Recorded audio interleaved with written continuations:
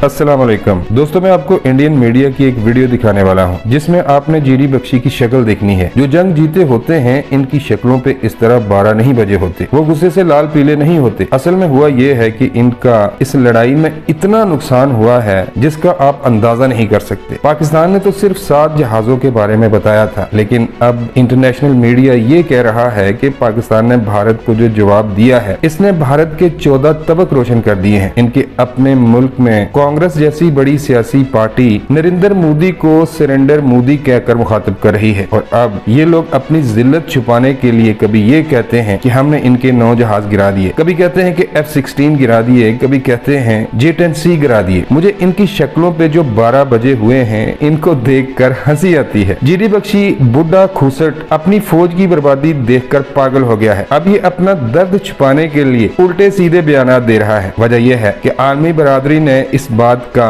बरमला एतराफ कर लिया है। इनके पास इंटेलिजेंस रिपोर्ट्स हैं, ये कोई हवा में तीर नहीं मार रहे। आलमी बरादरी ने इस 4 रोजा जंग में पाकिस्तान को क्लियर विनर करार दिया है। चिप्स और चाय का कप या कोल्ड ड्रिंक साथ रखें और जीडी बख्शी की शक्ल पे जो 12 बजे हुए हैं इनको देखकर एंजॉय करें।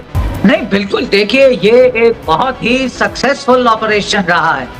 अनफॉर्चुनेटली हम लोग खुद ही सरप्राइज हो गए हैं अपने स्केल ऑफ सक्सेस से, और हम इसके बारे में बात नहीं कर रहे हैं। पूरा नैरेटिव चेंज कर दिया गया है कि साहब पाकिस्तान ने कितने जहाज गिराए, कितने जहाज गिराए। आप प्लीज जाइए, जो कि हमारे कह रहे हैं foreign experts Tom Cooper, James John Spencer, Ladwig इत्यादि सब कह रहे हैं कि भारत ने बहुत शानदार जीत हासिल करी है। भारत ने पाकिस्तान के 9 टेररिस्ट बेस ठोक दिए।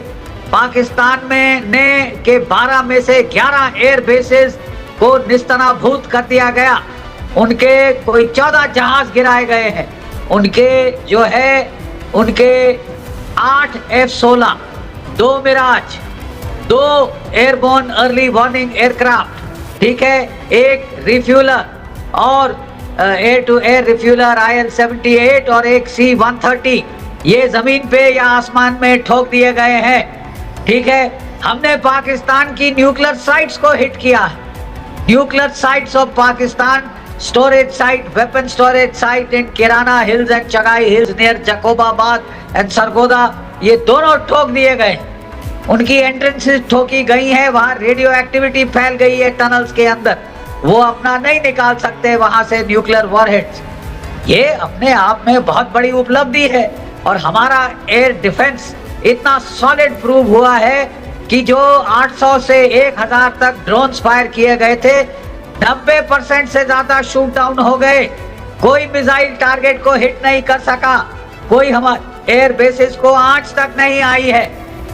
तो अपने आप को पूर्ण रूप से डिफेंड करना, दुश्मन के तमाम सारे air bases all across Pakistan उनको ठोक देना, ये जीत नहीं तो और क्या है।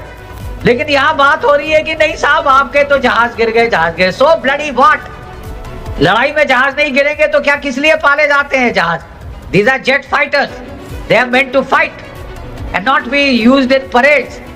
अगर कुछ जहाज गए भी हैं और कोई ज्यादा नहीं गए, मैं तो हैरान हो रहा हूं कि हमारी सरकार भी क्यों नहीं बता रही कि टोटल कितने गए। कुछ नहीं गया, कुछ नहीं गया है। ज्यादातर तो इन्होंने हमारे जो